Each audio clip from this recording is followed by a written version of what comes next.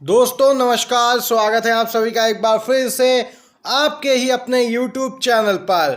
आज की बड़ी खबरें और मुख्य समाचार लेकर आए हैं, जहां पर एक एक करके हर महत्वपूर्ण समाचार आप सभी तक पहुंचाएंगे। तो आप भी वीडियो में हमारे साथ लगातार बने रहिएगा।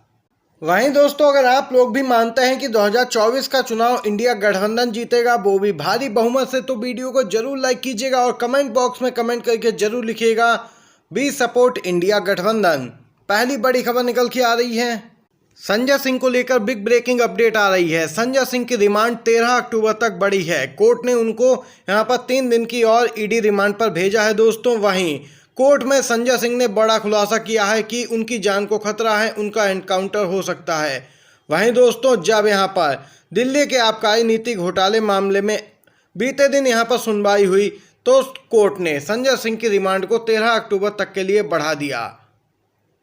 संजय सिंह ने यहां पर अपने एनकाउंटर की आशंका जाहिर की है। उन्होंने कहा कि ईडी बीती रात 10:30 बजे के करीब उन्हें कहीं ले जाना चाहती थी, लेकिन उन्होंने इसका विरोध किया, जिसके बाद ईडी वाले शांत हो गए। वहीं दोस्तों, जब यहां पर कोर्ट में ये बात उठी तो ईडी ने अपना पक्ष रखा। कोर्ट में यहां पर संजय सिंह ने कहा कि अगर एनकाउंटर हुआ तो उसकी जिम्मेदारी किसकी होगी। तो दोस्तों, यहां पर जब कोर्ट ने इसका जवाब ईडी से मांगा तो ईडी ने कहा कि इसकी जिम्मेदारी हमारी होगी। वहीं दोस्तों, कोर्ट ने ईडी को स्पष्ट निर्देश दिया है कि संजय सिंह को अगर बाहर ले जाना ही पड़े तो इसकी जानकारी उन्हें पहले से देनी होगी। यहां पर ये बड़ी खबर निकल के आई दोस्तों। इसी के साथ एक और ब्रेकिंग न्यूज आ रही है। राहुल गांधी ने बोला है आरएसएस और बीजेपी पर जोरदार हमला। इस समय राहुल गांधी काफी सक्रिय हैं, मध्य प्रदेश में चुनावी रैलियों को संबोधित कर रहे हैं। खास बात यह है कि दोस्तों, राहुल गांधी की बढ़ती लोकप्रियता का अंदाजा इसी से लगाया जा सकता है कि उनकी सभा में 1 लाख से ज़्यादा की भीड़ जुटी। वहीं दोस्तों, राहुल गांधी ने यहां पर जोरदार तरीके से आरएसएस बीजेपी को निशाने पर लिया।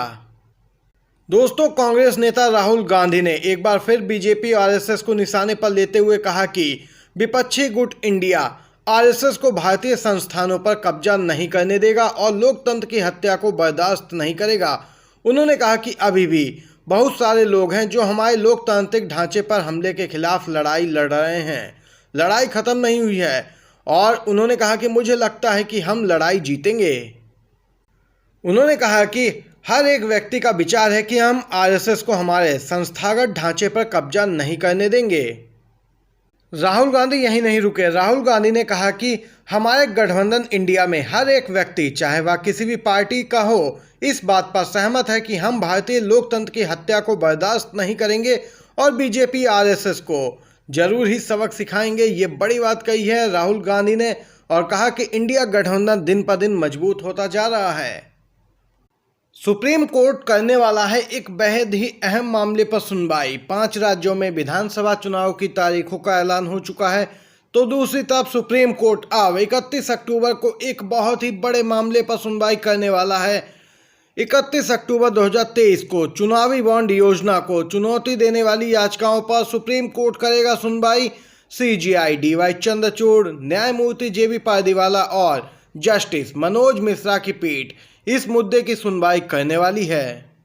दोस्तों, यहां पर वरिष्ठ वकील प्रशांत भूषण की दलीलों पर सीजेआई की अध्यक्षता वाली बेंच ने यहां पर गौर किया है। 2024 के आम चुनावों के लिए चुनावी बॉन्ड योजना शुरू होने से पहले इस मामले पर सुनवाई की जरूरत है।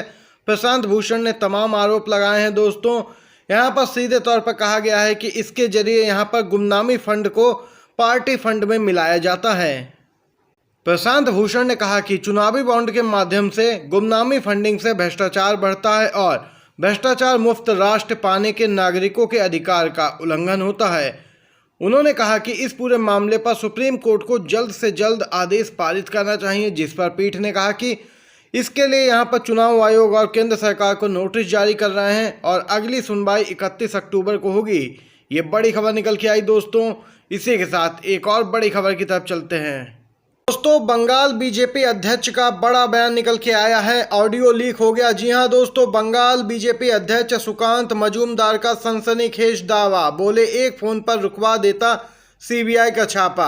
आप सभी जानते हैं कि ईडी सीबीआई आईटी का किस प्रकार दुरुपयोग किया जा रहा है, खासकर उन राज्यों में जिनमें गैर बीजेपी शासित सरकार है। दोस्तों आप सभी को बताते चलें, बंगाल की विभिन्न नगर पालिकाओं में अवैध तरीके से नियुक्ति मामले में यहां पर टीएमसी के मंत्री फिरहाद हकीम और टीएमसी विधायक मदन मित्रा के घर सीबीआई के छापे पर बंगाल बीजेपी अध्यक्ष सुकांत मजूमदार ने सनसनीखेज दावा किया है। उन्होंने कहा कि मैं चाहता तो एक फ़ोन करके सीबीआई की कार्रवाई रुकवा सकता था। सुकांत यही नहीं रुके, उन्होंने आगे कहा कि जब एक फ़ोन करके राज्य का बकाया रुकवा सकता था तो यह कोई बड़ी बात नहीं है। और बीजेपी के यहाँ पर प्रदेश अध्यक्ष के दावे को लेकर बंगाल की राजनीति गर्मा गई है। टीएमसी ने कहा कि सुकांत की बातों से साबित हो गया है कि केंद्रीय जांच एजेंसियां केंद्र में सत्तारूढ़ भाजपा के इशारे पर काम कर रही हैं। विपक्षी दलों को राजनीतिक प्रतिशोध की भावना से परेशान किया जा रहा है। वहीं दोस्तों शुभेंदु अधिकारी को यहां पर निशाने पर लिया है टीएमसी ने और कहा कि शुभेंदु अधिकारी को यहां पर अभी तक कोई भी केंद्रीय जांच एजेंसी ने क्यों नहीं पूछताछ के लिए बुलाया, क्योंकि वह बीजेपी में शामिल हो गए हैं, इसीलिए उन्हें छूट दी गई है। देख सकते हैं यहाँ पर दोस्तों टीएमसी ने इस पूरे मामले पर जोरदार हमला बोला है बीजेपी पर। दोस्तों सोशल मीडिया प्लेटफॉर्म पर पूर्व आईएएस सूर्य प्रताप सिंह काफ़ी यहाँ पर सक्रिय रहते हैं और वह अपने ट्वीट के जरिए सत्तारूढ़ बीजेपी पर निशाना भी साधते रहते हैं। और इन्होंने यहाँ पर एक बड़ा सर्वे शेयर किया है। 2024 में चलेगा अगड़ा पिछड़ा, साहब को लगेगा झटका तगड़ा। जी हाँ दोस्तों, यहाँ पर इन्होंने एक ग्राफ के जरिए बड़ी जानकारी साझा की है। इंडिया गठबंधन और एनडीए का वोट शेयर क्या रहेगा, कितना वोट प्रतिशत इंडिया गठबंधन और एनडीए को मिल सकता है। 2024 में चलेगा इंडिया गठबंधन का जादू। दोस्तों आप सभी जानते हैं कि लोकप्रियता इंडिया गठबंधन की बढ़ती जा रही है, एनडीए में फूट पड़ी है, उसके सहयोगी दल उसका साथ छोड़ रहे हैं। और यहाँ पर वोट शेयर की बात करें तो इंडिया गठबंधन को 24 के चुनाव में 49% वोट शेयर मिल सकता है। दोस्तों ये अनुमानित है और एनडीए को बहुत कम, सिर्फ और सिर्फ 41% दोस्तों वोट शेयर एनडीए के पाले में जाता दिख रहा है। सूर्य प्रताप सिंह ने ये जानकारी साझा की है सोशल मीडिया प्लेटफॉर्म पर। दोस्तों राजस्थान विधानसभा चुनाव में बीजेपी की हालत कुछ ठीक नहीं है। बीजेपी ने पहले ही अंदरूनी सर्वे करा के पता लगा लिया है कि इस बार जमीनी हकीकत कुछ और है और मोदी मैजिक भी नहीं चलता दिख रहा है। वहीं दोस्तों दूसरी तरफ पूर्व सीएम ने बागी तेवर अपना रखे हैं। भाजपा की लिस्ट में 7 सांसद और वहीं दोस्तों यहाँ पर पूर्व सीएम वसुंधरा राजे का नाम भी नहीं आया है अभी तक लिस्ट में, जिसको लेकर सूत्रों ने दावा किया है कि जल्द ही वह कोई बड़ा कदम उठा सकती हैं। राजस्थान में भाजपा पुराने नेताओं के टिकट काट के नए नेताओं को टिकट दे रही है। दोस्तों इसी बीच खबर निकल के आई है कि पार्टी में वसुंधरा राजे लगातार एक तरह से कहें तो बागी तेवर अपनाए हुए हैं और उनके समर्थक भी एक अलग राग अलाप रहे हैं जो कि बीजेपी की विचारधारा से बिल्कुल अलग है। बताया जा रहा है जो पहली लिस्ट बीजेपी ने राजस्थान में जारी की है उसमें पूर्व सीएम वसुंधरा राजे के कई समर्थकों का टिकट कट गया है, जिसके बाद कयास लग रहे हैं कि उनका भी टिकट काटा जा सकता है, जिसके बाद बीजेपी में बड़ी बगावत हो सकती है। दोस्तों ये बड़ी खबर निकल के आई। इसी के साथ एक और खबर की तरफ चलते हैं। दोस्तों यहाँ पर रमेश बिधूड़ी और यहाँ पर बीएसपी सांसद दानिश अली को लेकर यहाँ पर विशेषाधिकार समिति का गठन हुआ था और लोकसभा की विशेषाधिकार समिति ने यहाँ पर बैठक बुलाई थी। वहीं दोस्तों इस समिति को बिधूड़ी ने गच्चा दे दिया है और नहीं पेश हुए, ना ही कोई जानकारी दी है। दानिश अली के साथ बेहद अभद्र व्यवहार करने वाले बीजेपी सांसद बिधूड़ी ने लोकसभा की विशेषाधिकार समिति के सामने पेश होने से इनकार कर दिया है। दोस्तों आप सभी को बताते चलें, लोकसभा की समिति के सामने उन्हें बीते दिन पेश होना था पर बिधूड़ी नहीं पहुंचे। बिधूड़ी ने यहां पर जानकारी दी कि वह राजस्थान चुनाव में व्यस्त हैं, उन्हें राजस्थान में जिम्मेदारी दी गई है। रोचक बात तो यह है कि उन्होंने पैनल को ये भी नहीं बताया कि वो कब पेश हो सकते हैं।